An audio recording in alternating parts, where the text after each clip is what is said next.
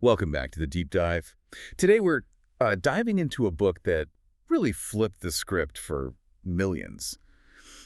Robert T. Kiyosaki's Rich Dad, Poor Dad. Yeah, 1997. It blew up. It did. And it's often called a financial education book, but it feels more like self-development, right? Absolutely. It's about the mindset behind the money. So our mission for you today isn't just a summary.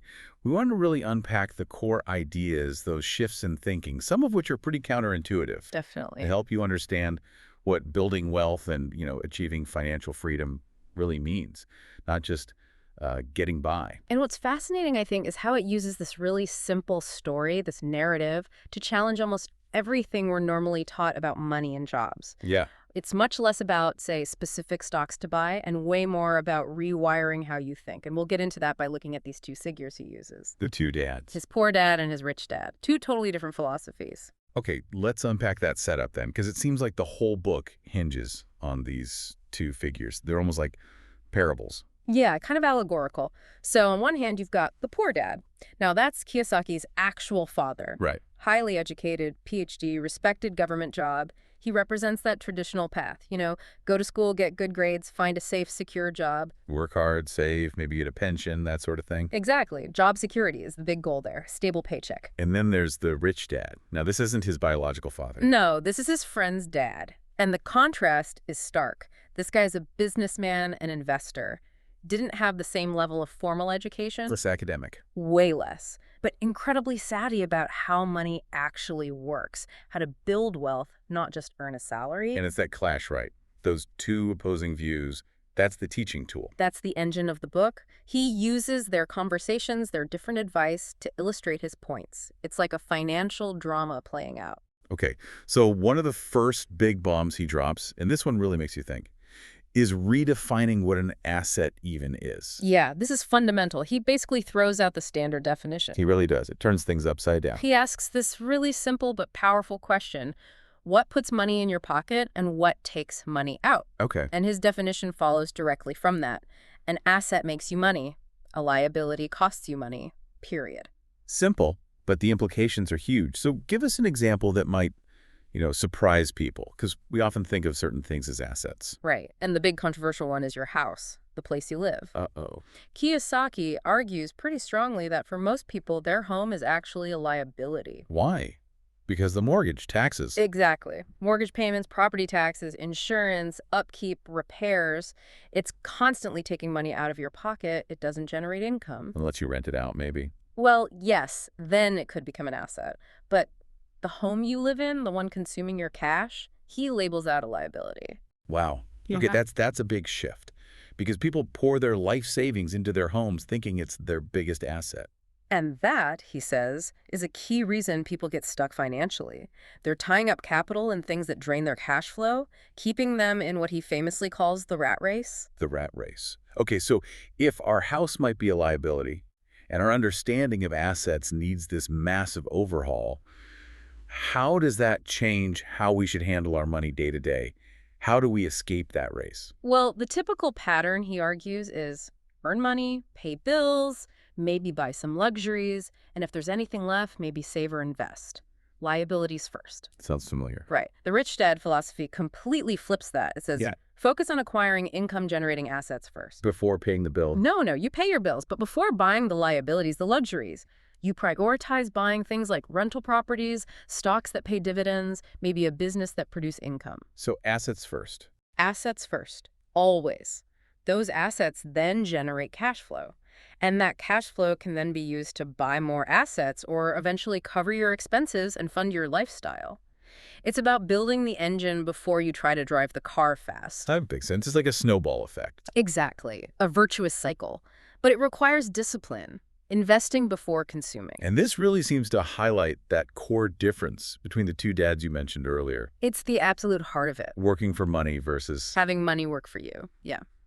Poor dad. Representing the traditional mindset, values the security of a paycheck. You trade your time, your labor, directly for money. the standard job model. The standard job model.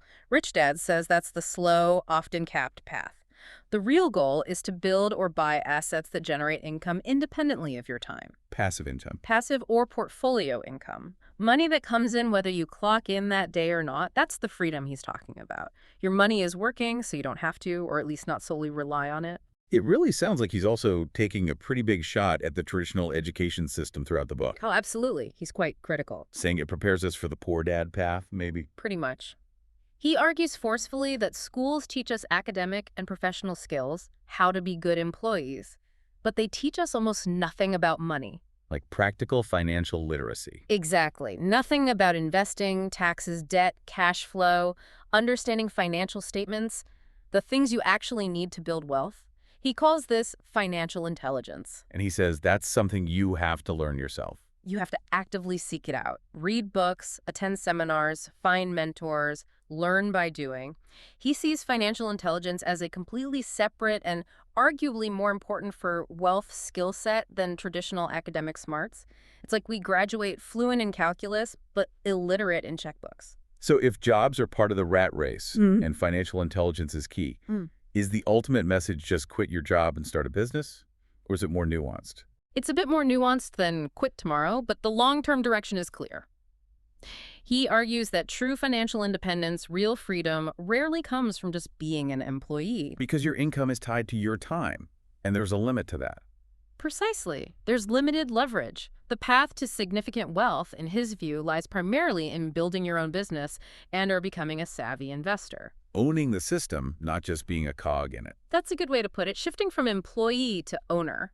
Owning the assets that generate the income rather than just selling your time for a wage, building your own economic engine, like you said. Okay, stepping back from the specific ideas for a moment. What is it about this book? Why did it strike such a chord? It's still everywhere, decades later. I think a huge part is its simplicity. He takes these concepts that can seem really complex, finance, investing, and boils them down using really simple language. And the story format helps. The story format makes it incredibly accessible. The dialogue between the dads, the anecdotes, it makes it relatable. And it's undeniably inspirational. It forces you, compels you to look at your own finances differently. And it feels personal, right? Based on his life. But that's a layer of authenticity, definitely. Whether every detail is literal fact or not, it feels like wisdom gained from experience, not just theory. That's powerful. But, like any influential book, it must have its critics, or at least points where we need to be cautious. Are there downsides or caveats? For sure. I mean, one common critique is about its universal applicability. Is the advice equally relevant for someone in, say, a developing economy versus the U.S., or for someone starting with zero capital versus someone with a bit more? Good point. Context matters. Context definitely matters. Yeah. Economic systems, tax laws, social safety nets, they all vary. Also, it's important to remember what the book isn't. It's not a technical manual. It's not deep financial analysis. You won't find detailed spreadsheets or complex investment formulas. It's much more about the foundational mindset shift. More why than how. Exactly. It gives you the why and the what why, think differently, what to focus on, assets. But the specific how-to often requires further learning. So, thinking about our listener then, Yeah. who is this book, or maybe this deep dive about the book, really for? Who gets the most out of it? Well, I'd say it's particularly powerful for anyone who feels maybe trapped in the 9-to-5 grind, living paycheck to paycheck, even if they earn a decent salary. Someone looking for a different path. Yeah. Anyone dreaming of or actively seeking economic freedom, that ability to have choices, not be solely dependent on a job. So students thinking about their future careers, definitely. Young entrepreneurs. Absolutely. Middle-class employees feeling stuck. Really, anyone who wants to move from just earning a living to actually building wealth and becoming more financially literate and proactive, it's a wake-up call. Okay, so wrapping this up, what's the big takeaway? Rich Dad, Poor Dad. It's clearly more than just another finance book. Much more. It's presented as, and often functions as, a whole new way to look at money, work, and life. It really aims to fundamentally shift your perspective on wealth, on what an asset truly is, on the value of a traditional job versus building your own thing. Right. And for anyone who is serious about that journey towards economic freedom, financial independence, whatever you want to call it, It's kind of required reading, isn't it? it's often seen that way. because it forces that hard look, that reevaluation of your relationship with money. It asks uncomfortable questions. Yeah. And stepping back, the book's lasting impact, its high ratings, it really serves as this potent call to action. Take control of your financial education. Learn the rules of the money game, the rich play. Make your money work for you. Make your money work for you exactly, not the other way around. That's the core message. So as you, our listener, reflect on this deep dive, maybe ask yourself this. How has hearing these ideas maybe shifted your view of what an asset or liability really is? Yeah. And forgetting giant leaps for a moment, what's maybe one small, immediate step you could take starting now to have your money work just a little bit harder for you instead of you always working for it? That's the key question.